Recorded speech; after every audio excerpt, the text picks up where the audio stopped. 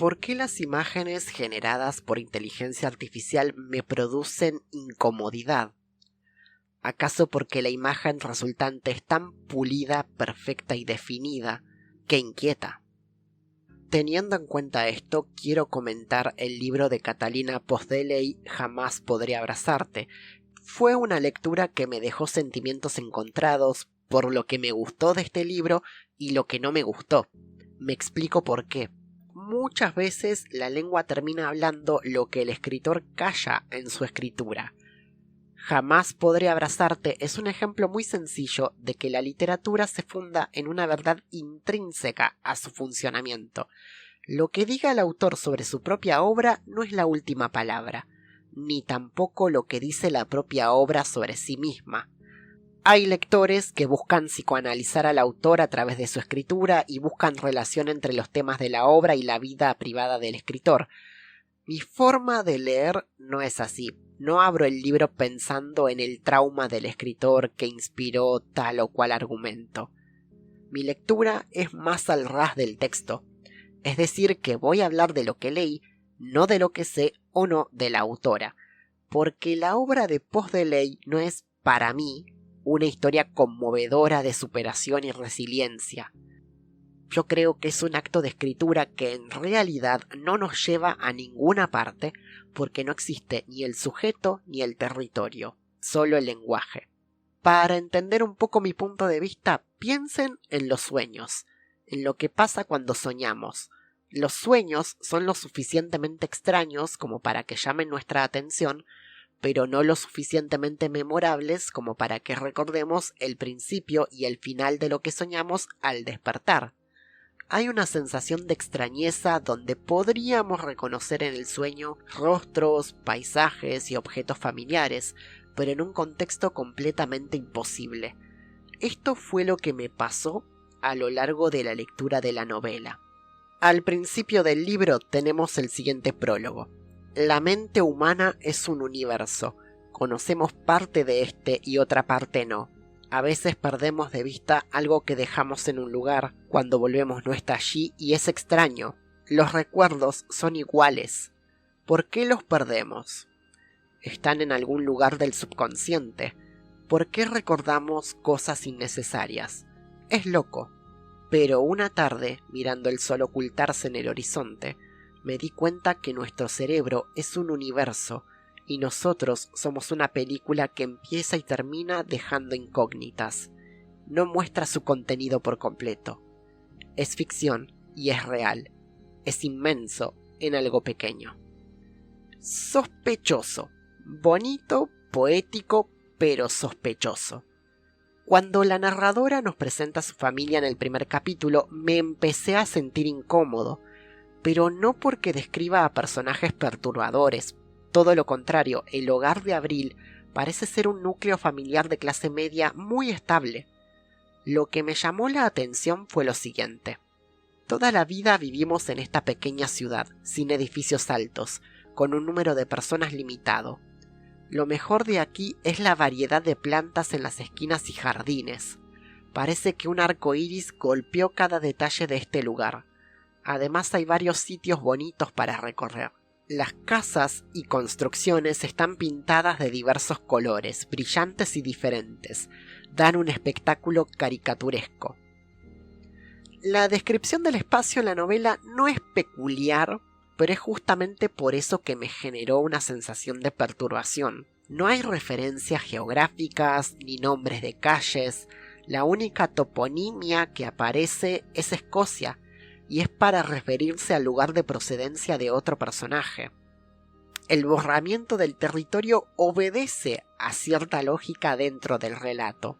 La idea de territorio está completamente borrada en la escritura, y podría imaginar que la ambientación obedece a una representación de los estereotipos de los suburbios norteamericanos. La extrañeza que yo sentí se produce porque el espacio es tan normal, entre comillas, que no parece real. Hay descripciones muy bonitas de patios o espacios abiertos que contrastan mucho con las tragedias que atraviesa la protagonista.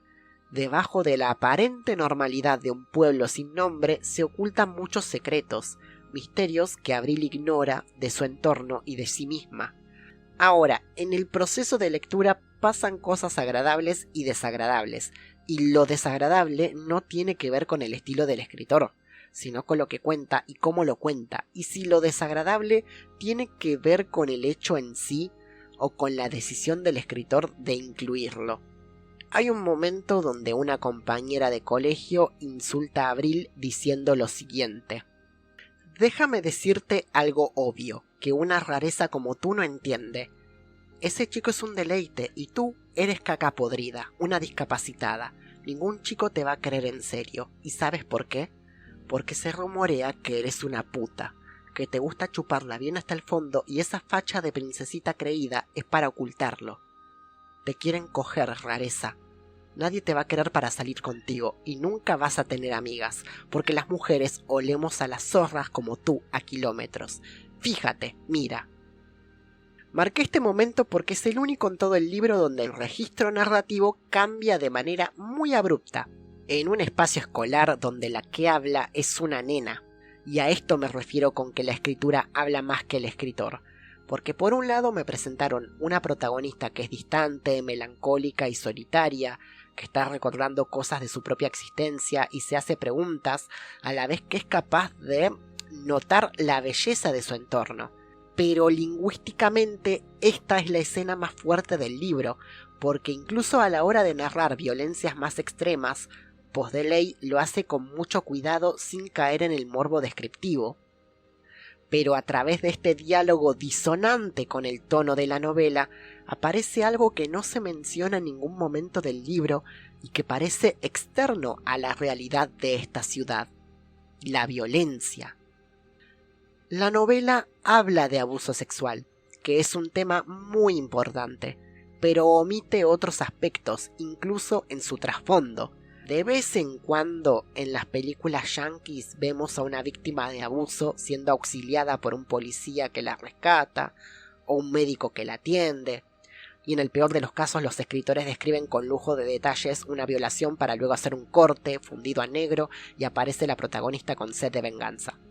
Postdeley toma otro camino y me gustó mucho que lo hiciera, porque alguien que pasa por una situación de esta magnitud tiene que continuar con su vida, pero a sabiendas de que ha perdido una parte de sí misma que no podrá recuperar o restablecer, porque deja marcas, porque deja huellas.